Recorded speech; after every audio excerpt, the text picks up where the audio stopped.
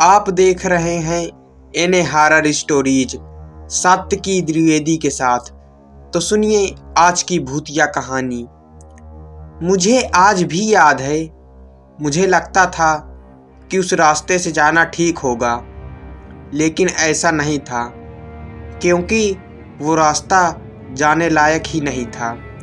चूँकि उस जगह पर मैं अनजान था, नया नया वहाँ गया हुआ था और लोग उस रास्ते से बहुत कम ही गुजरते थे, लेकिन मैं उस रास्ते से गुजरा।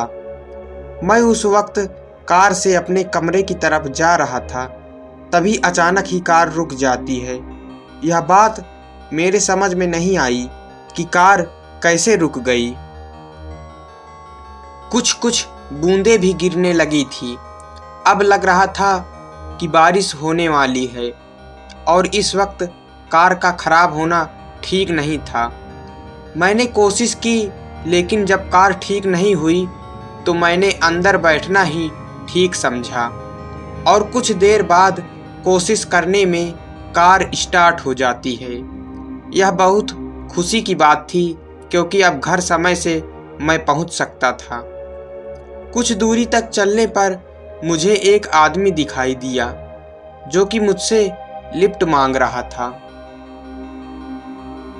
देखने में वो बहुत बूढ़ा लग रहा था, मौसम भी खराब लग रहा था, इसलिए मैंने सोचा कि उस आदमी को परेशानी हो सकती है, इसलिए मैंने कार को रोक दिया। मैंने जैसे ही कार को रोका, वो कहने लगा कि उसे कोई सवारी नहीं मिल रही है, इसलिए वह मदद मांग रहा है।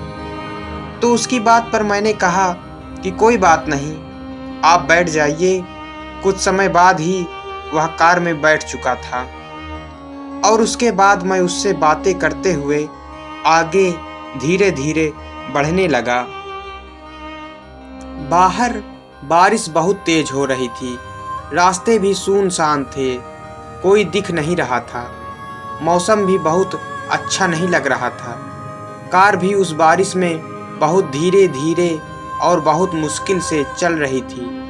वह आदमी कुछ समय बाद ही कहता है कि बस कार यहीं रोक दो, मुझे यहीं जाना है। जब मैंने कार रोक करके शीशा खोल करके देखा तो उस जगह पर कुछ नहीं था।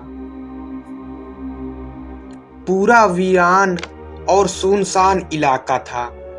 मैंने उस आदमी से पूछा कि आप यहाँ पर कहाँ रहते हैं? तो उसने कहा कि मैं कहीं नहीं रहता, बस मुझे यहीं जाना है। यह बात सुनकर मुझे अजीब सा लग रहा था, क्योंकि वहाँ पर ना तो कोई दुकान और ना ही कोई मकान था। बाहर बारिश भी हो रही थी, बिजली भी चमक रही थी, मौसम वैसे भी बड़ा डरावना था। इसलिए मैंने दोबारा उस आदमी से कहा कि कुछ दूर रुके, थोड़ा मौसम शांत हो जाए तब चले जाइएगा। लेकिन जैसे ही मैंने ये बोल के पलट के देखा तो वो आदमी मेरी गाड़ी में नहीं था, वो गायब हो चुका था। मैंने दाएं बाएं उतरकर भीगते हुए देखा, लेकिन आसपास में मुझे वो कहीं नहीं नजर आया। मुझे बड़ा ही आश्चर्य हुआ और मैं डरने भी लगा। सच्चाई तो यह थी कि वह कोई इंसान नहीं बल्कि एक आत्मा थी, जो मेरे गाड़ी में बैठी हुई थी। मैं वहाँ से बहुत बुरी तरीके से भागा और दोबारा उस रास्ते पर मैं कभी नहीं गया। बाद में मुझे पता चला कि उस रास्ते पर वो आत्मा अक्सर लोगों को मिल जाती है और नेक दिल इंसान को छोड़ करके बुरे इंसानों का बुरा हाल करती है। तो दोस्तों, ये थी आज की भूतिया कहानी आपको कैसी लगी? कहानी पसंद आई हो तो वीडियो को लाइक और चैनल को सब्सक्राइब कर दीजिएगा। मिलते हैं अगली भूतिया कहानी में।